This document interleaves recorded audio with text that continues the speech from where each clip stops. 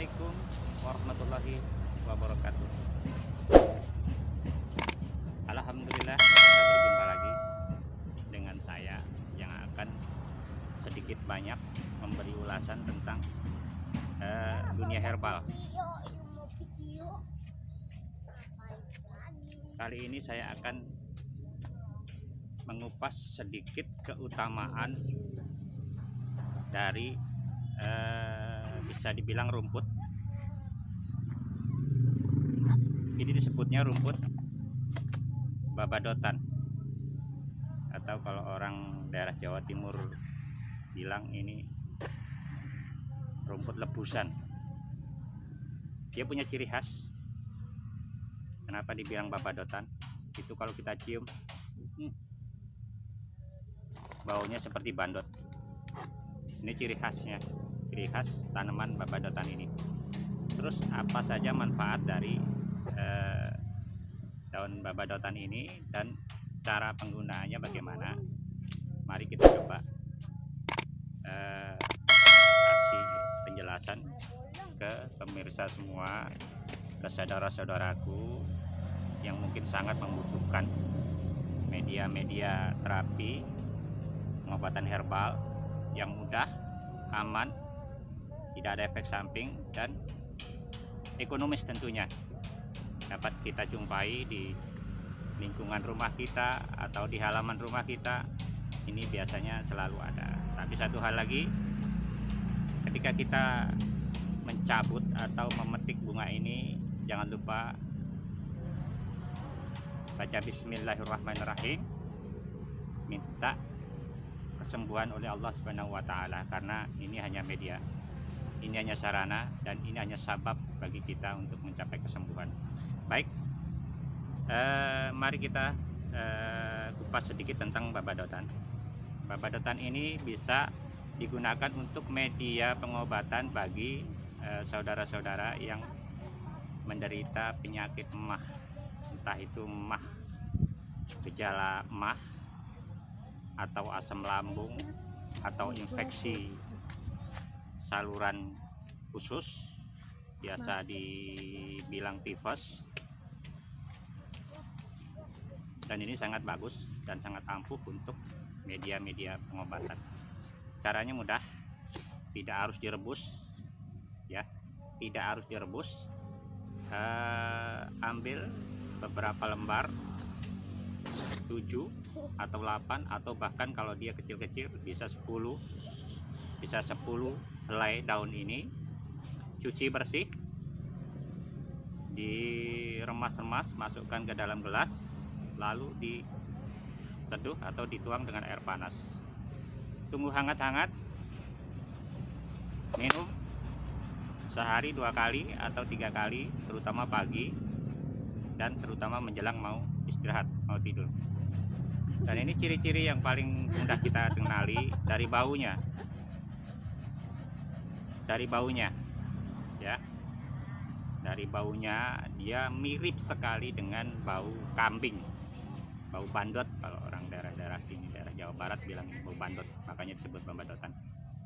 Dan ini yang dimanfaatkan lebih kepada daun. Ya, lebih kepada daun. Bahkan selain untuk untuk asam lambung, ini juga bisa dipakai untuk pengobatan asam urat. Caranya sama dengan mengambil beberapa helai daun, digunyak-gunyak, diremes-remes, masukkan ke gelas, baru dituang dengan air panas. Itu kalau untuk media-media pengobatan seperti asam urat. Bahkan ini bisa juga untuk obesitas, untuk saudara-saudara kita yang mengalami kegemukan badan. Dan ini bisa juga dipakai untuk terapi diet dengan cara mengkonsumsi setiap hari 2 kali tadi dengan daunnya tadi, dan diseduh dengan air panas tadi.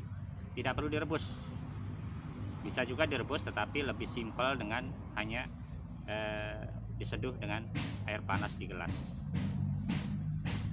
Ada juga ini yang dipakai untuk pengobatan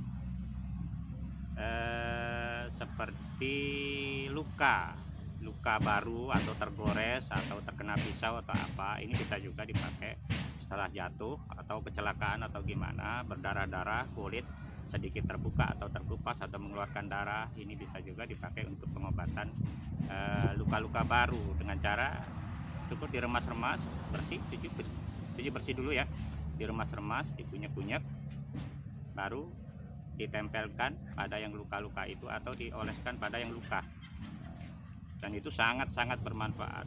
Fungsinya buat apa? Fungsinya buat supaya luka tadi cepat mengering dan darah tidak mengalir, dan tidak menimbulkan perih di kemudian harinya.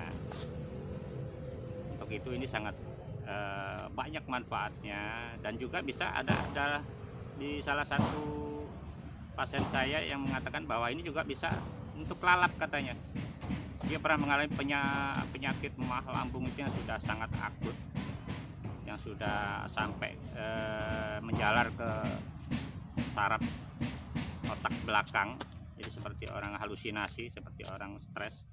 Dan itu dia hanya mengkonsumsi ini dibuat lalap seperti biasa, cuci bersih, dilalap buat makan. Dan ini sangat membantu sekali, dan sekarang dia sudah terbebas dari keluhan penyakit mah akutnya itu hanya dengan metode ini dan menjaga pola makan seperti santan-santan, minyak-minyak, pedas, asam itu dikurangi.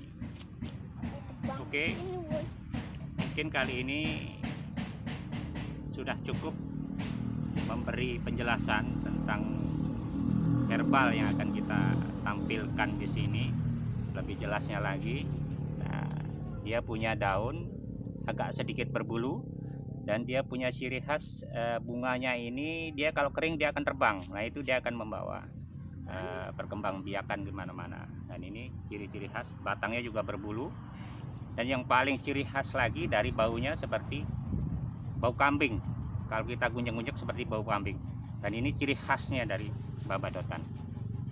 Oke, demikian saja ulasan yang saya buat tentang herbal ini. Mudah-mudahan video-video saya berikutnya akan mengulas tumbuhan-tumbuhan herbal yang lain yang mungkin mudah ditemukan di daerah-daerah manapun tempat kita tinggal. Dan mudah-mudahan semua bermanfaat. Mudah-mudahan semua bermanfaat bagi saudara-saudara kita yang sangat-sangat membutuhkan pengobatan secara alami dan ekonomis, tidak berefek samping. Oke, ikuti terus video saya. Barakallah. Wassalamualaikum warahmatullahi wabarakatuh.